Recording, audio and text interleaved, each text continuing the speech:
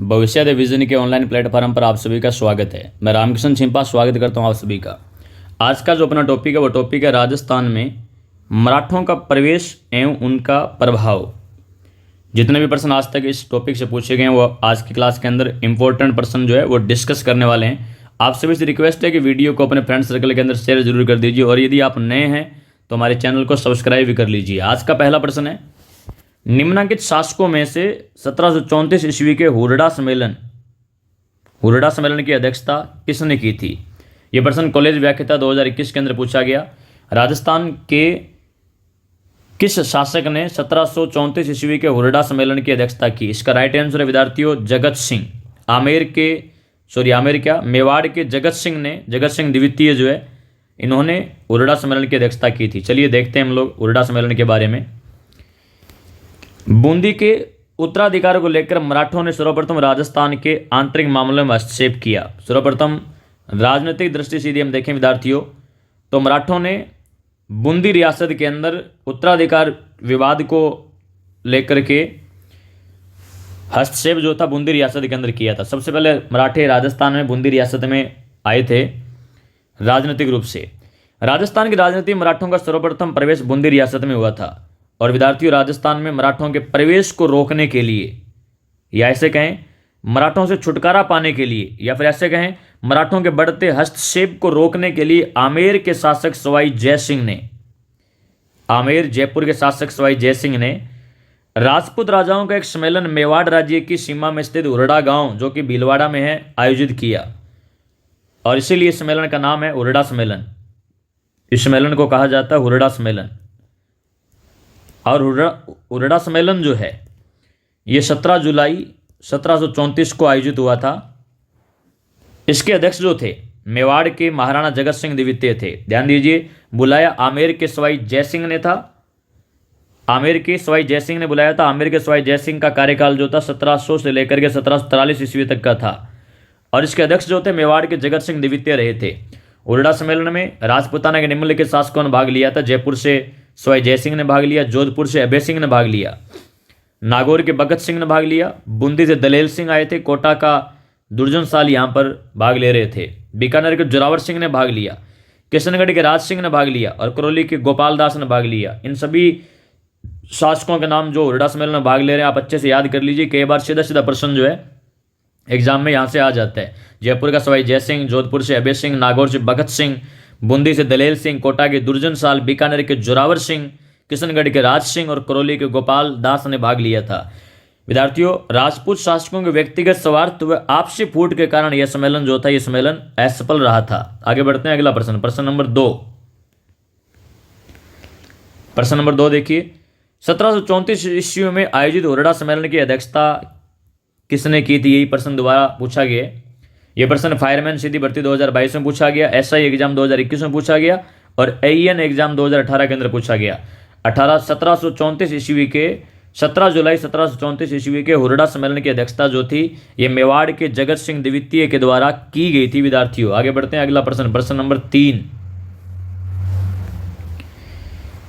राजपूतों द्वारा मराठों के विरुद्ध हुरडा नामक स्थान पर एक सम्मेलन का आयोजन किया गया।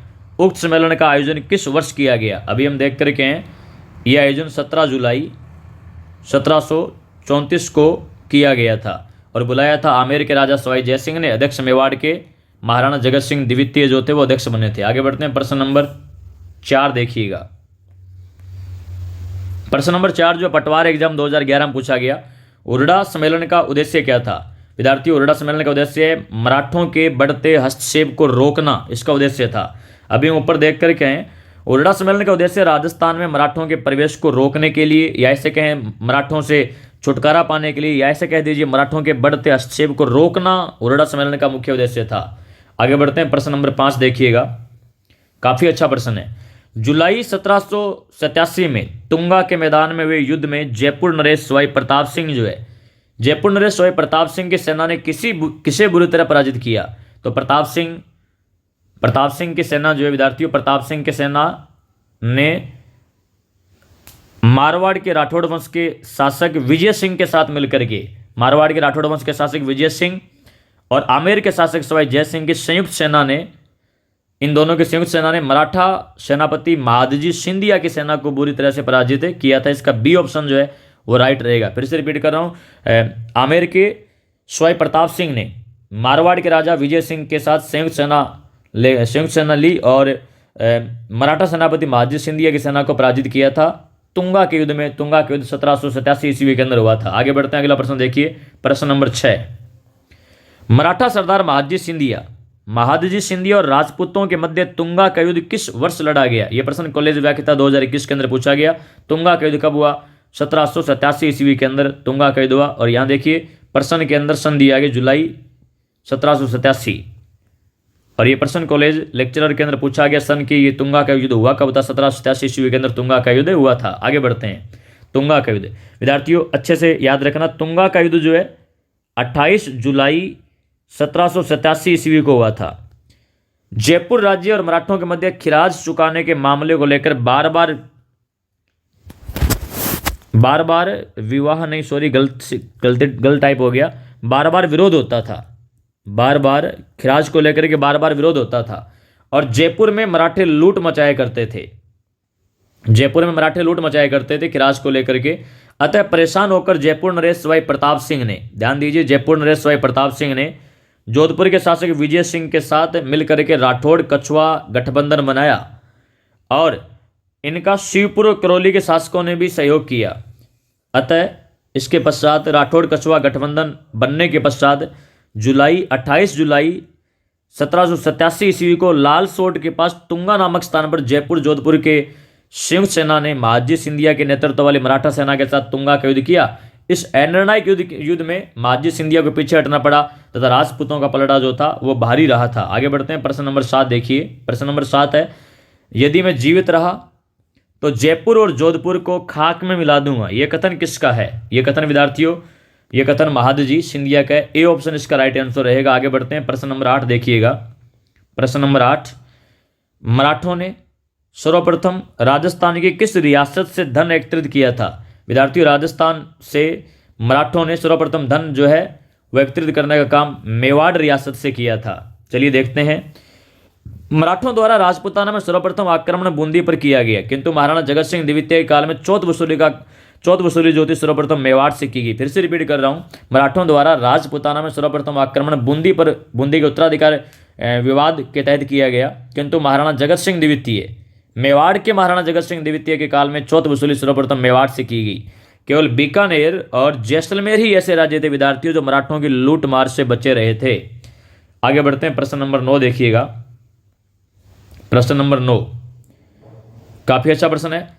पेशवा बाजीराव प्रथम की माता राधाबाई राजस्थान की किस रियासत में सर्वप्रथम आई थी? पेशवा बाजीराव प्रथम जो है उनकी माँ जिनका नाम था राधाबाई, ये राजस्थान की किस रियासत में सर्वप्रथम आई? ये राजस्थान के अंदर सबसे पहले मेवाड़ यानी उदयपुर रियासत के अंदर आई थी। चलिए देखते हैं। मराठा पेशवा बाजीराव प्रथम की माता राधाबाई 1735 सन भी याद रखिएगा 35 ईस्वी में तीर्थ यात्रा हेतु नाथ द्वारा एवं उदयपुर पहुंची, जहां महाराणा ने उसका बड़ा आदर सत्कार किया। इसके पश्चात राधाबाई जयपुर में गलताजी तीर्थ यात्रा पर गई, जहां सवाई जयसिंह ने इनका आदर सत्कार किया। इस वजह से मराठे जो थे आमेर के सवाई जयसिंह से बड़े ही खुश हुए।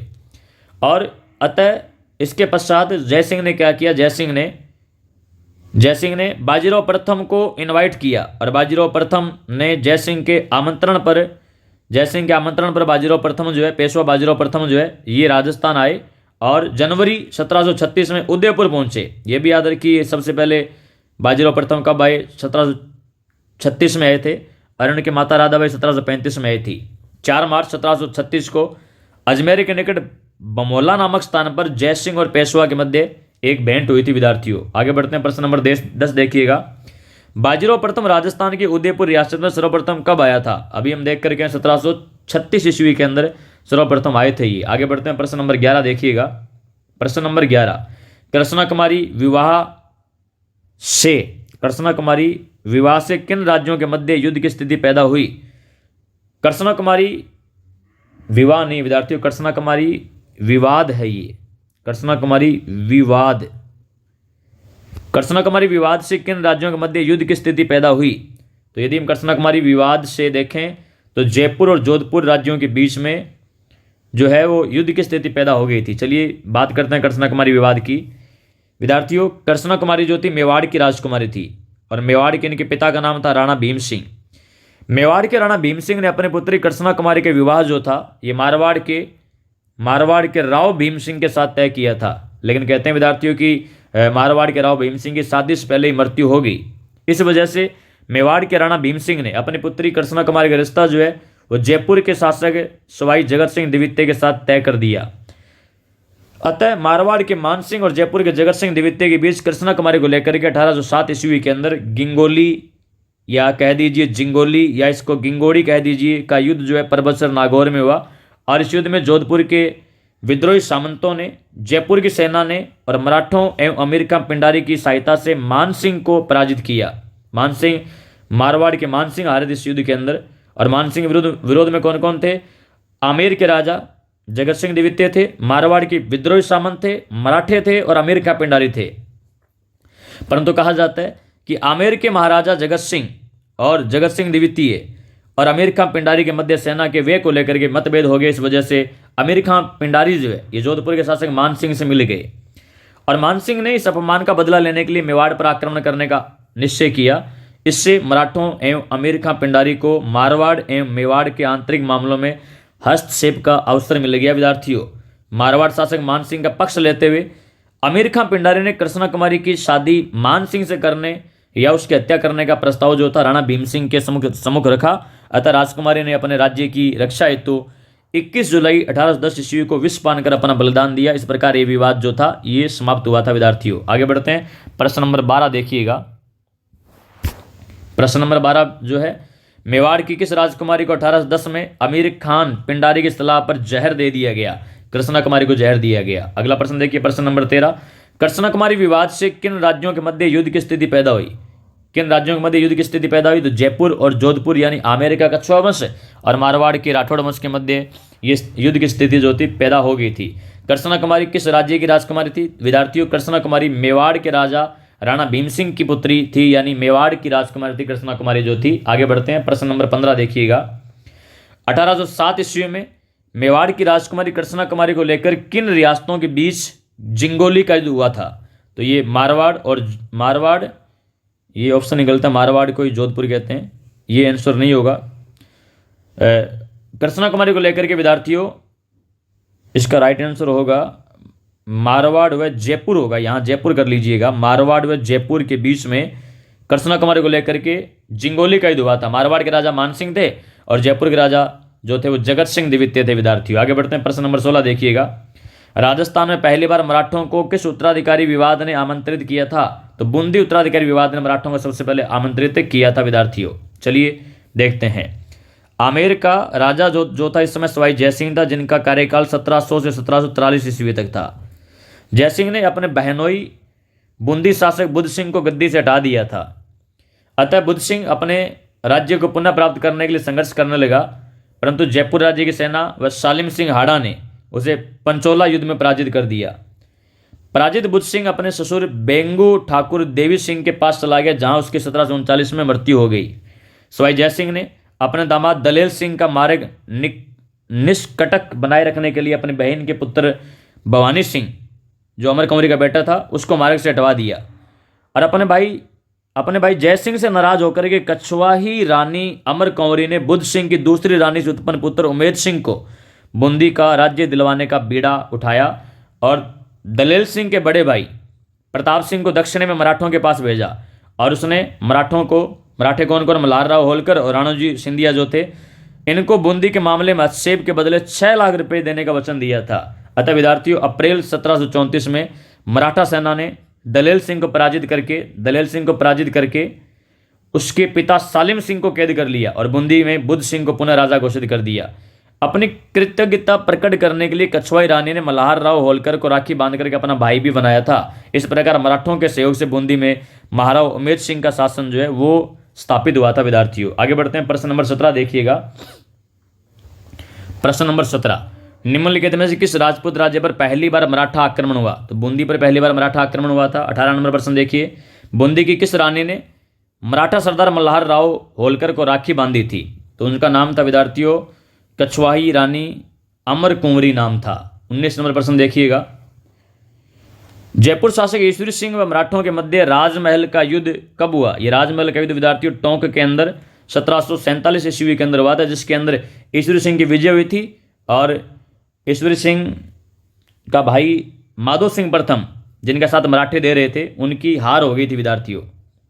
और इस राजमहल टोंक की युद्ध विजय की खुशी के बाद में ईश्वरी सिंह ने जयपुर के त्रिपोलिया बाजार में इसरलाट यानी सरगा सुली का निर्माण करवाया था। बाद में उसी से कूद करके आत्महत्या भी की थी ईश्वरी सिंह ने। आगे बढ़ते हैं, आज का लास्ट प्रश्न देखिएगा, 1751 ईस्वी में राजस्थान की किस रियासत में मराठों का कत्लेआम किया गया? तो जयपुर रियासत के अंदर 1751 ईस्वी के अंदर जयपुर के शासक माधो सिंह के समय मराठों का सामूहिक नरसंहार जो था वो 1751 ईस्वी के अंदर जयपुर में किया गया था। विद्यार्थियों आज के लिए इतना ही, मिलते हैं अगली क्लास में, तब तक के लिए जय हिंद, जय भारत, धन्यवाद।